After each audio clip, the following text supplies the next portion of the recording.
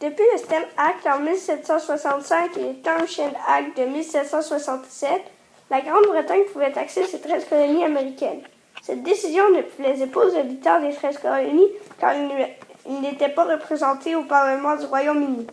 Ils ne voulaient pas être taxés s'ils n'étaient pas représentés, d'où vient le concept anglais « No taxation without representation ». Le Royaume britannique eut des problèmes d'argent et le roi George III dut augmenter les taxes commerciales sur les produits vendus aux colonies. À date, dès qu'une taxe provoquait des problèmes, le gouvernement britannique la retirait, mais il décida de garder la taxe sur le thé. Un boycott du thé de Chine vendu par la Compagnie anglaise des Indes orientales fut organisé et les ventes dans les colonies passèrent de 145 000 kg à 240 kg.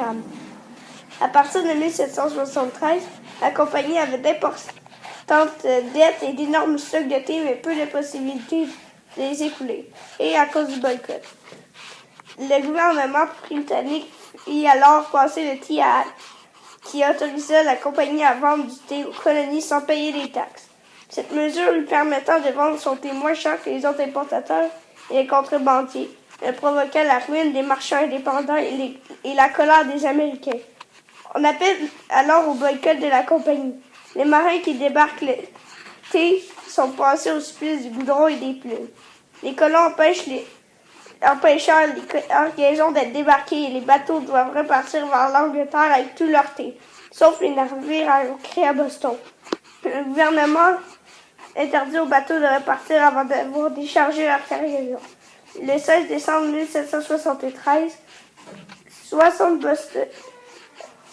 Bostoniens nommés les Fils de la Liberté se costumèrent en Amérindiens de la tribu des Mohawks car ils suscitaient la terreur à cette époque. Silencieusement, ils grimpèrent à bord des 3 navires et en 18 et 19 heures, ils jetèrent 342 caisses de thé par-dessus bord. Rien ne fut volé ou détruit intentionnellement, hormis 45 tonnes de thé d'une valeur de 10 000 livres sterling.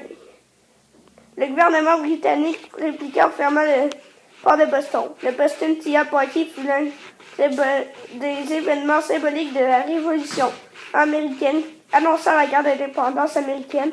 Le 7 mars 1774, une nouvelle Tea Party eut lieu sur le Fortune.